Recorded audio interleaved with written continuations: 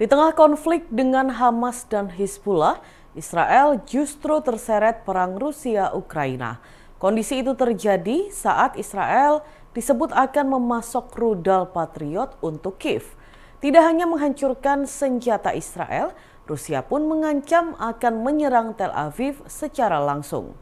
Dikutip dari Tribunnews.com, hal itu disampaikan oleh Dewan Keamanan PBB Vasily Nebenzia.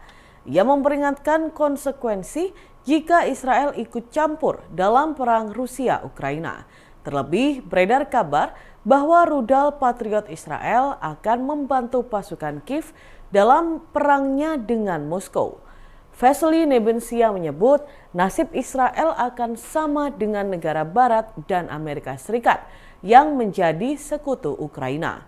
Di satu sisi, Rusia mengakui akan mengirim senjata ke sekutu, layaknya Amerika Serikat membantu Kiev dan Zionis. Menanggapi hal tersebut, pejabat Amerika Serikat pun ketakutan jika Rusia juga terseret perang Hizbullah Israel. Pasalnya, Washington mengakui bahwa militer Moskow lebih kuat dibandingkan Zionis. Dengan begitu, pasukan pertahanan Israel atau IDF akan kalah dalam konflik di Lebanon. Presiden Joko Widodo merespon putusan Dewan Kehormatan Penyelenggara Pemilu atau DKPP yang menjatuhkan sanksi pemecatan kepada Ketua KPU Hasyim Asyari.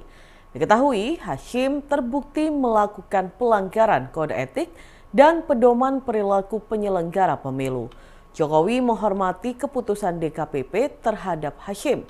Ia juga memastikan pemberhentian Hasyim tidak akan mengganggu proses Pilkada serentak 2024. Jokowi juga memastikan akan menekan keputusan Presiden atau Kepres soal pemberhentian Hasyim dalam tenggat waktu yang ditentukan DKPP, yakni sepekan pasca pembacaan putusan. Sebelumnya, DKPP resmi menjatuhkan sanksi pemecatan kepada Hasyim Asyari terkait aduan dari perempuan berinisial CAT yang merupakan seorang anggota PPLN Den Haag Belanda. Putusan itu dibacakan Ketua DKPP Hedi Lukito pada sidang pengucapan putusan di Gedung DKPP Jakarta Rabu 3 Juli 2024. Hedi mengatakan Hasyim selaku teradu terbukti melakukan pelanggaran kode etik dan pedoman perilaku penyelenggara pemilu. DKPP dalam putusannya menyatakan ada tindakan asusila antara Hasyim dengan seorang anggota PPLN Den Haag berinisial CAT tersebut.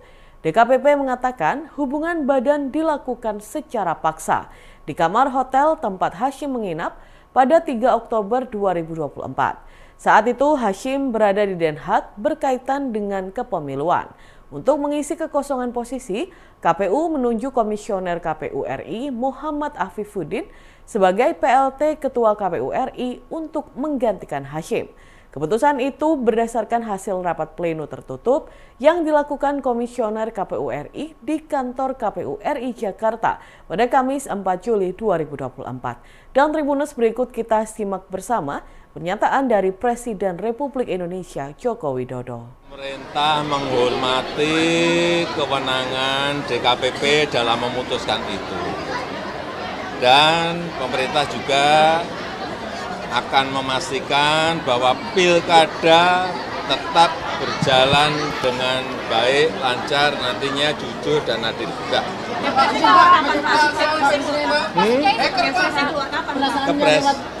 Kepres belum masuk ke meja saya. Dan ini proses administrasi biasa aja.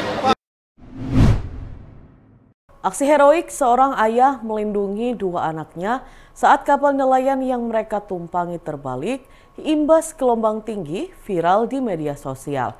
Insiden ini terjadi di perairan Selat Lintah, Manggarai Barat, Nusa Tenggara Timur pada Minggu 30 Juni 2024. Nelayan Bugis bernama Rais Aco, 37 tahun itu, menceritakan perjuangan saat kapalnya tenggelam. Aco mengatakan ada 4 orang termasuk dirinya yang terombang-ambing di lautan. Di antaranya 2 putranya, Rahim 7 tahun, Rahman 11 tahun, dan adik iparnya Irfan. Ia mengungkap ini merupakan pertama kalinya dua anaknya ikut melaut. Aco mengatakan saat insiden terjadi, sang anak selalu teriak takbir di tengah hantaman ombak di tengah laut. Sementara itu, dalam foto yang beredar, terlihat seorang ayah terombang-ambing di lautan sambil memeluk anaknya dengan satu tangan.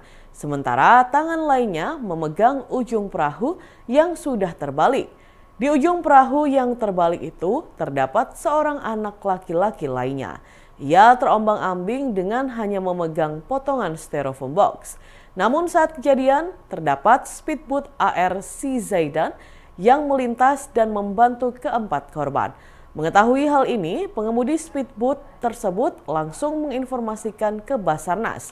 Sekitar pukul 12.40 siang waktu Indonesia Barat, tim yang terdiri dari personel Ditpolairut, Polda NTT Pos Labuan Bajo, Satpolair Res Mabar, dan Lana Labuan Bajo bergerak menuju tempat kejadian perkara atau TKP untuk melaksanakan operasi SAR menggunakan satu unit RIB 400 PK. Pada pukul 14.30 waktu Indonesia Tengah, tim evakuasi tiba kembali di dermaga Marina Labuan Bajo dengan membawa seluruh penumpang kapal dengan selamat.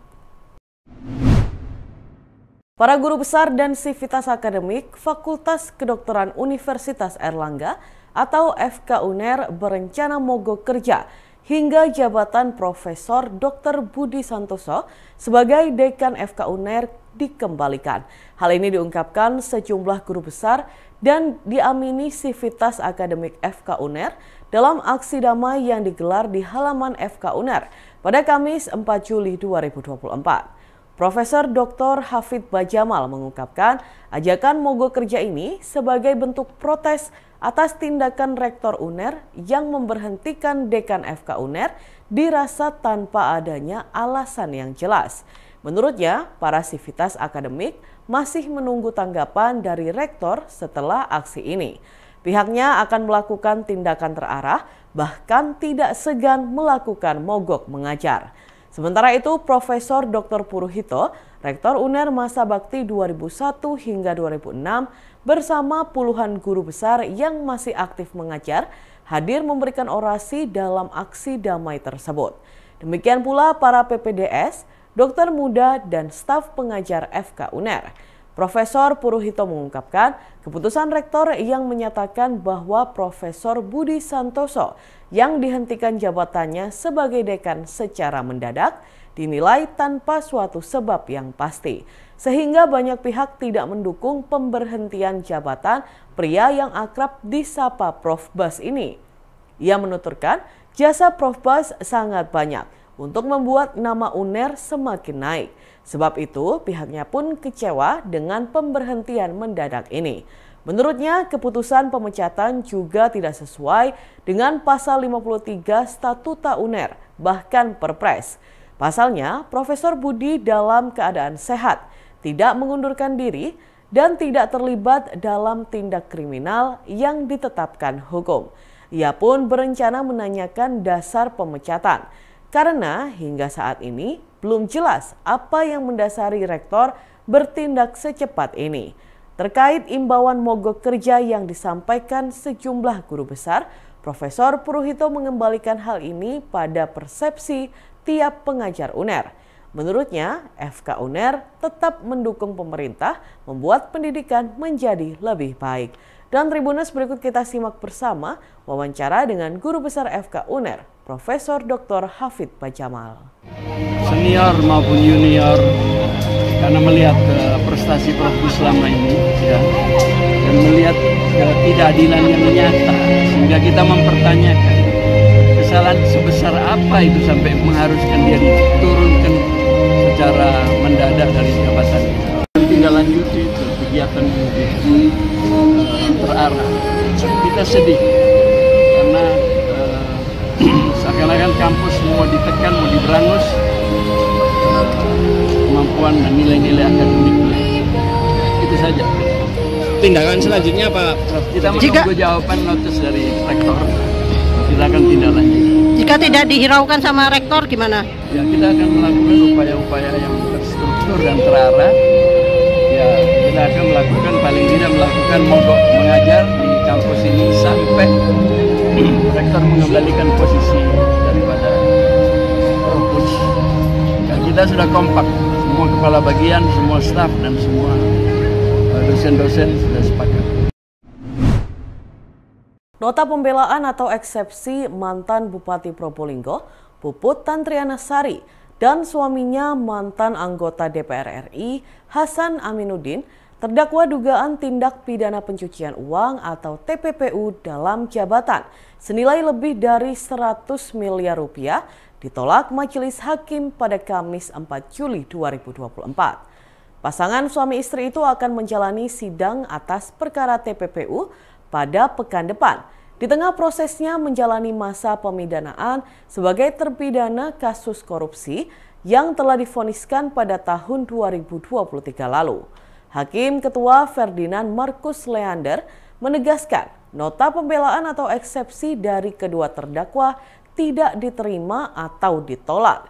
Selain itu, ia juga menyebut bahwa surat dakwaan JPU KPK telah memenuhi syarat formil dan material, sehingga surat dakwaan tersebut dinyatakan sah sebagai dasar penuntutan dalam perkara TPPU yang menjerat kedua terdakwa. Pihaknya pun memerintahkan JPU KPK untuk melanjutkan perkara atas nama terdakwa 1 Puput dan terdakwa 2 Hasan, termasuk menghadirkan saksi-saksi pada persidangan berikutnya yang akan berlangsung pada pekan depan. Menanggapi nota pembelaannya ditolak Majelis Hakim Persidangan, terdakwa Hasan mengaku telah mendelegasikan pernyataan resmi dari pihaknya kepada anggota tim penasihat hukum. Lalu di tengah jalannya persidangan, penasihat hukum terdakwa Dias mengatakan pihaknya meminta difasilitasi oleh Majelis Hakim agar pihak JPU KPK memberikan informasi nama yang akan dijadikan saksi dalam jalannya persidangan pada pekan depan. Sementara itu, JPU KPK Siswandono mengatakan terdapat sekitar 400 saksi dalam perkara kedua terdakwa sebelumnya. Namun khusus untuk perkara TPPU terdakwa dalam sidang kali ini, terdapat sekitar 200 saksi yang akan dihadirkan dalam sidang lanjutan mulai pekan depan. Siswandono menegaskan keputusan Majelis Hakim Persidangan untuk melanjutkan persidangan ini dalam tahap pembuktian dan merupakan keputusan yang tepat. Penolakan nota eksepsi kedua terdakwa yang dilakukan Majelis Hakim Persidangan secara tidak langsung mematahkan tuduhan tak mendasar dari pihak penasihat hukum terhadap dakwaan yang telah disusun pihaknya. Artinya, Siswandono menegaskan dakwaan yang disusun oleh pihaknya sangatlah jelas dan mendasar. Kemudian dakwaan juga dinyatakan sesuai dengan tugas pokok dan fungsi JPU, termasuk juga menjawab bahwa perkara TPPU yang menjerat kedua terdakwa ini bukan merupakan ne bis en idem, di mana asas ne bis en idem adalah asas hukum yang melarang terdakwa diadili lebih dari satu kali atas satu perbuatan jika sudah ada keputusan yang menghukum ataupun membebaskannya.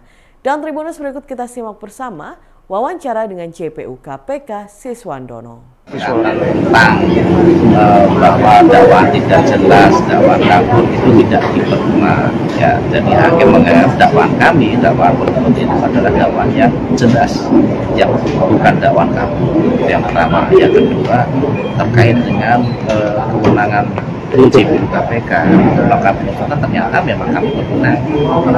Terkait dengan KPK tidak berwenang untuk penuntutan itu sudah ditolak. Terus yang ketiga, apakah terkait dengan ne bis en idem? Ternyata perkara ini bukan ne bis en idem, beda dengan perkara yang sudah diadili sebelumnya. Tim Jatlanras Polda Jatim berhasil menangkap 2 anggota komplotan pejamret tas yang menewaskan Maya Dwi Ramadhani, 21 tahun, mahasiswi UIN Sunan Ampel, Surabaya, di jalanan kota Surabaya beberapa waktu lalu. Kedua pelaku berhasil ditangkap di lokasi yang berbeda di kawasan Jawa Timur. Namun polisi belum dapat melansir profil identitas ataupun rekam jejak kejahatannya. Kini mereka sedang menjalani penyelidikan dan pengembangan kasus tersebut untuk mempertanggungjawabkan perbuatannya. Diberitakan sebelumnya, korban meninggal dunia setelah jatuh dari motor saat mengejar komplotan pelaku penjamret tasnya di Jalan Arjuno, Surabaya. Ibunda korban, Milah, menuturkan terdapat seorang saksi yang melihat langsung kronologi awal saat Maya dijamret oleh pelaku pada Kamis 23 Mei 2024 malam. Saksi kunci itu adalah seorang perempuan pekerja kantoran yang sedang naik ojek online. Mila menceritakan sekitar pukul 23 malam waktu Indonesia Barat, saksi dibonceng ojol melintas di Jalan Arjuno beberapa meter menjelang kantor Pengadilan Negeri atau PN Surabaya. Saksi melihat langsung bahwa Maya yang mengendarai motor seorang diri dipepet oleh pelaku, lalu dijamret dengan mengambil tas lempang yang tergantung pada bahu kiri sang anak. Maya sempat mempertahankan diri dan tak sadar bahwa tas yang tadi sempat ditarik pelaku terjatuh dan tertinggal di aspal. Saksi berinisiatif mengambil tas tersebut dengan maksud mengamankan agar dapat segera diberikan pada korban. Di luar dugaan, ternyata Maya tidak mendengar teriakan saksi dan ojol yang memanggilnya. Korban disebut berupaya mengejar pelaku yang berupaya untuk kabur. Dalam usaha pengejarannya, motor korban ditendang oleh pelaku hingga hilang kendali dan jatuh. Nahasnya, Maya yang jatuh di lajur arah berlawanan langsung ditabrak oleh sebuah mobil yang melintas. Dan Tribuners, berikut kita simak bersama kesaksian tersangka.